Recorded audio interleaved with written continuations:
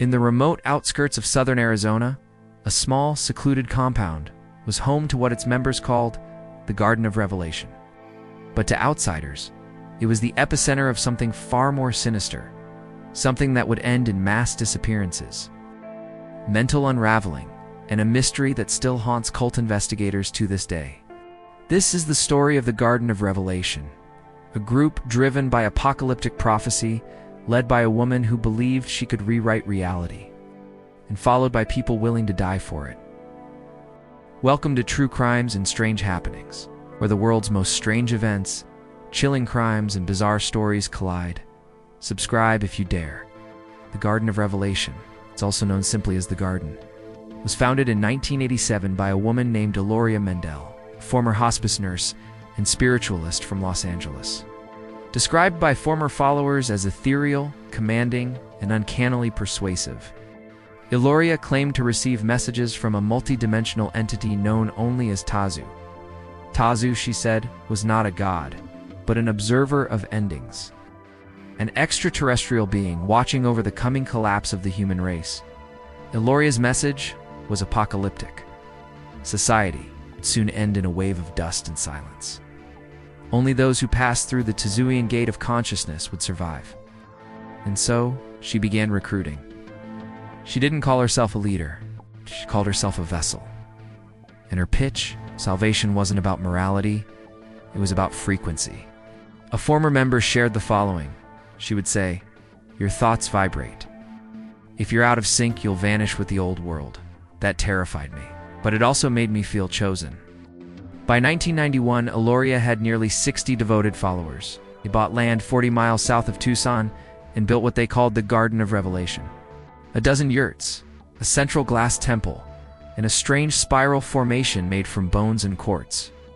The cult's days were highly ritualistic. Sunrise frequency alignments, silent meals, and hours of Tazuian chant codes. Followers weren't allowed outside contact. No phones, no books, no family. This was classic coercive control. She stripped their identities down, then rebuilt them in her image.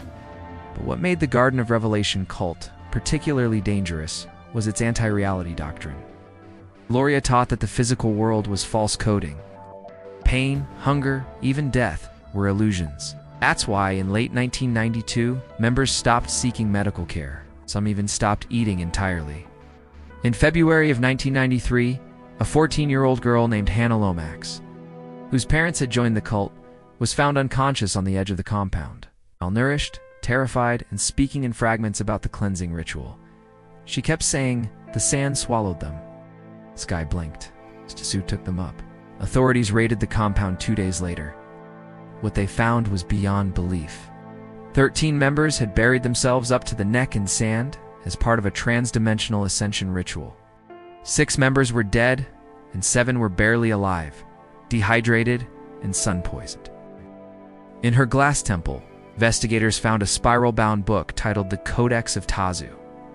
Inside were over 500 pages of automatic writing, its nonsensical numbers, alien glyphs, and commands to erase flesh.